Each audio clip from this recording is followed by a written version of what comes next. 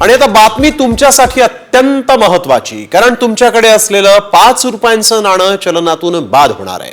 हे आम्ही म्हणत नाही, तर सोशल मीडियावर असे मेसेज व्हायरल होत आहेत. त्यामुळे आम्ही मग या मेसेजची पडताळणी केली. त्यावेळेस काय सत्य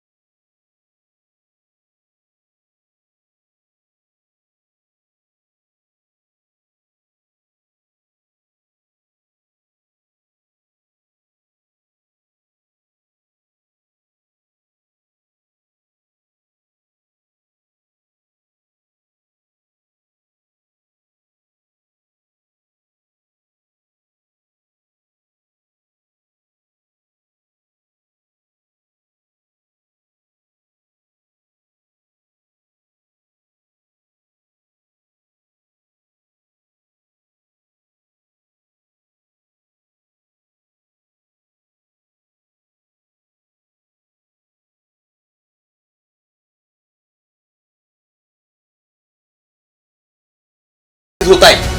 त्यामुळे आम्ही या दाव्याची पडताळणी सुरू केली. मात्र मेसेज मध्ये काय दावा केलाय एकदा पाहूया. 5 रुपयांच्या नाण्यांबाबत रिझर्व्ह बँकेनं मोठा निर्णय घेतलाय.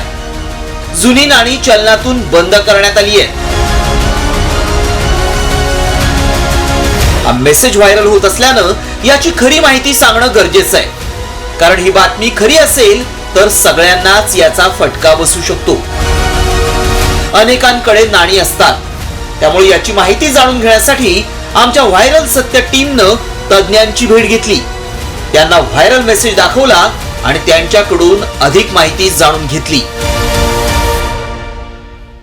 तांब्याची किंमत वाढल्यानंतर तांब्याच्या ऐवजी त्यांनी स्टील वापरायला सुरुवात केली किंवा दुसरे धातू वापरायला सुरुवात केले, मिश्र धातू वापरायला सुरुवात केले.